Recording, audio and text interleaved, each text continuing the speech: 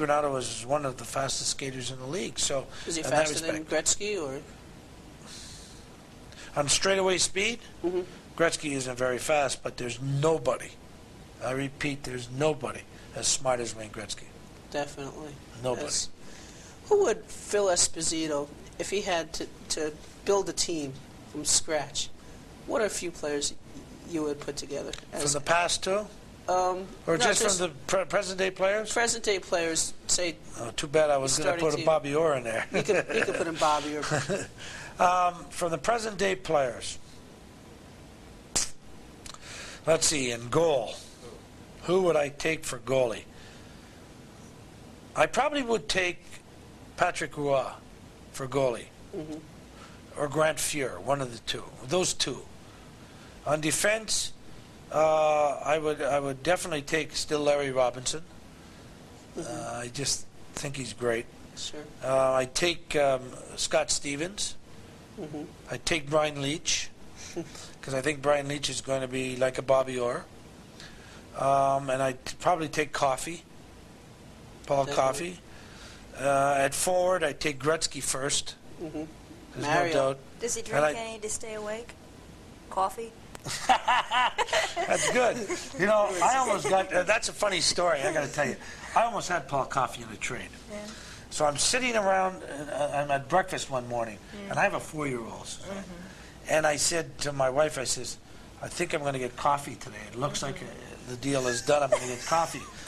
And my daughter says, are you having decaffeinated?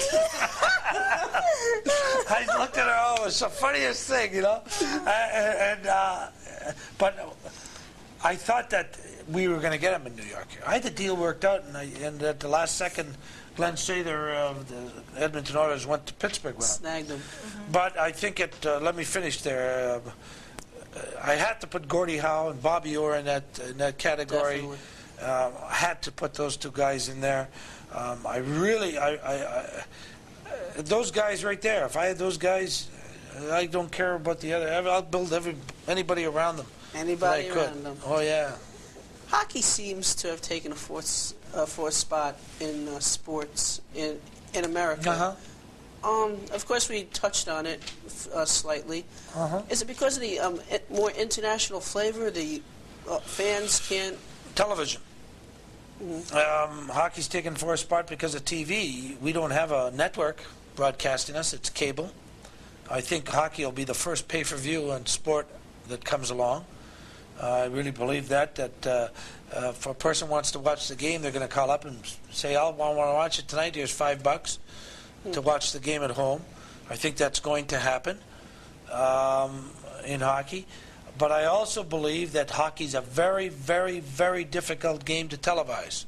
You don't have enough cameras. I have an idea, a theory, that they should have 5 cameras, maybe 6, 2 for each zone, and 1 in the middle ice, and 1 overhead looking down over the old ice. And you have to have a sharp director that knows the game. And it's a very difficult game to broadcast. Maybe they should have like a game of the week, as in baseball, where... Well, they did that with ESPN.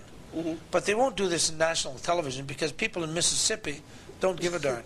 So then maybe cable has hurt hockey, or do you think it benefited? No, I think that I make a prediction here, Craig. You'll see it, and Suzanne will see it. I probably won't. That all sport in the future, maybe the year 2020, will be on pay-per-view and cable. Wow. And not on network. I hope that doesn't happen. I just think it's going to happen. There's just too much money involved. Why would you think a networks pay $650 million to broadcast? They're just kind of stop that. But there's going to come a point in a time when they just can't afford it anymore. They won't be able to afford it anymore. So what are they going to do? So then the owners and everything else will say, fine, we'll put it on pay-per-view. Now, would you pay $25, your family, pay $25 to watch the Super Bowl? Pay-per-view? I guess so. You betcha. So would I. I bet you all of us would. Yeah. So now if there's 100 million people at $25 a piece, it's a lot of megabucks, right? $2.5 billion on one day. Wow. Rest my case. Great answer, Phil. Great answer. The New Jersey Devils, getting back to the international flavor, they seem to keep on signing the Soviet players. But it seems that they don't have the greatest luck with them. with a couple of them.